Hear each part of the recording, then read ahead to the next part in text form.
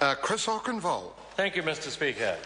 And I rise to speak in support of the Tasman District Council validation recovery of certain rates bill. And I notice there's a theme. I'm not a member of the committee which worked very hard on this bill, and I think they're to be complimented, particularly the chair of the committee. In years gone by, I thoroughly enjoyed working as the chair of the Local Government Environment Select Committee. It was fantastic. A very busy committee, second largest in Parliament. There were good times. They were. But this one has been very well handled, I think, by that committee.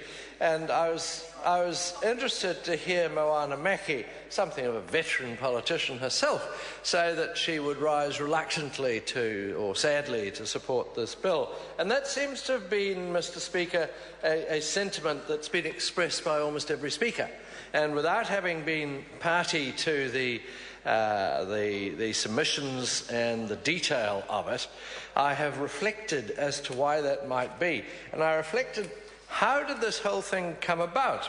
And I guess one could say, Mr. Speaker, it was user versus non-users of a service, collective benefits being sought versus individual rights, peremptory changes being made by council versus transparent procedures. The good people who live in Tata Beach and Liger Bay, who are affected by the stormwater rate, are strong individuals. I've met them. I know them. They're nice people. They have a fine sense of personal justice and of individual rights and what's right and what's wrong. Tasman District Council, one of the country's, I think, probably larger unitary councils, is a council of fairly determined councillors and very experienced staff. And I think there has been a case of a certain amount of antagonism, if I can use that word without it affecting individuals, but a certain amount of antagonistic points of view on both sides in relation to identifying the problem and then seeking a solution to it. It was a yes, you will, no, we won't sort of job. And so the councillors found themselves nonplussed. And this seems to have been a somewhat long and drawn-out bill.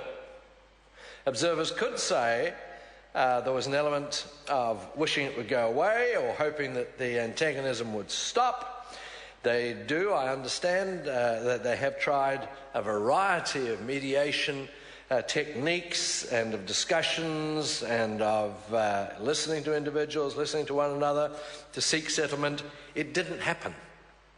And so legislation became a requirement. Not to proceed would have simply passed the vexation of one group onto another group, and it would have gone on. So they sought legislation. What's the parliamentary view of that? One of the things that we learn early on as politicians, Mr. Speaker, is the difficulty in preparing legislation, the difficulty of foreseeing unforeseen circumstances.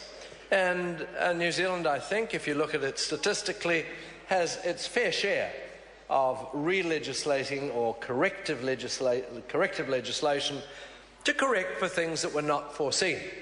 And as a country, which is a country of some speed and a country with a very fine sense of fairness, I think it's reasonable to anticipate that you will be correcting legislation for unforeseen circumstances. The difficulty with this particular piece of local legislation was it didn't have an unforeseen consequence. It just was perhaps representative of equivocal leadership. Things weren't done correctly, and yet people wished to hold on to what they'd done. The Council's apology has been commented on as being singularly sincere. And some of the comments that have been made today have been that this was, in fact, a waste of Parliament's time. I don't perceive it to be a waste of parliamentary time, Mr. Speaker, because there was no other solution apparently available to the contestants on this particular issue. Therefore, it's not a waste of time in my mind. I think it's a perfectly proper use of parliamentary time. It's necessary to re-establish confidence and certainty in the work and the efforts of Tasman District Council.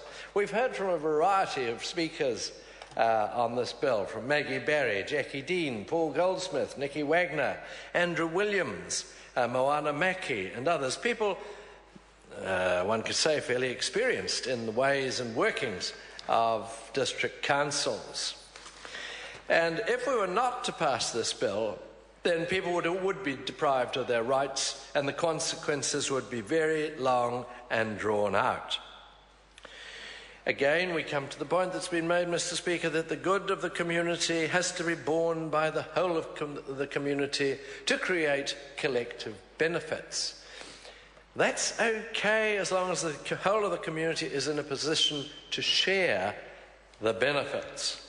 I think in this case, I understand, without knowing the particular detail, and I haven't participated in any of the Select Committee discussions, being engaged in other Select Committees, but I understand that there will be people who are not really comfortable with this outcome. I think that's always going to be the case where you have this type of imposed legislation to try and sort out a problem. So they won't be particularly happy. But let's remember the purpose. The purpose is not, Mr. Speaker, to make people happy, because the Parliament didn't make them unhappy in the first place. But what we have to do is to validate rates set by the Tasman District Council for the period affected, the 5-year period, during which the Council did not follow correct process in setting rates. I think the fact that the complainants in this issue will hear very clearly that the Council has acknowledged, and that we acknowledge, that the Council did not follow correct process is, I think, going to ameliorate a lot of hard feelings in this particular issue. The bill also validates rates and penalties paid over the period and authorises the Council to recover any unpaid rates and ratify the Tarter Beach and Liger Bay stormwater rate. That bit will stick in some people's craw, I have no doubt.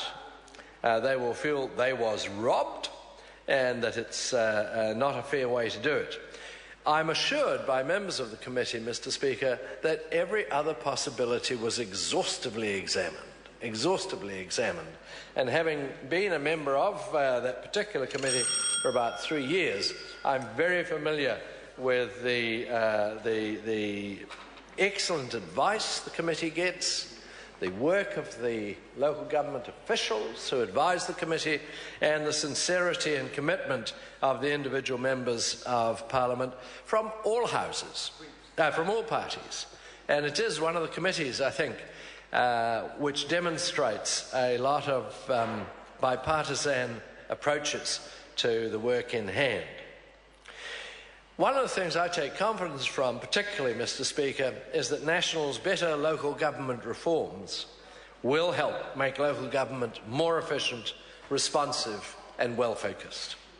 The better local government reforms include a work stream to monitor and improve council performance to help prevent future procedural errors. And finally, Mr. Speaker, this bill highlights to other councils, sadly, the importance or the consequences of not having proper scrutiny when setting rates. Thank you, Mr. Speaker. Enid King, the Honourable. Thank you, Mr. Speaker, and it's nice to see you too. I rise to support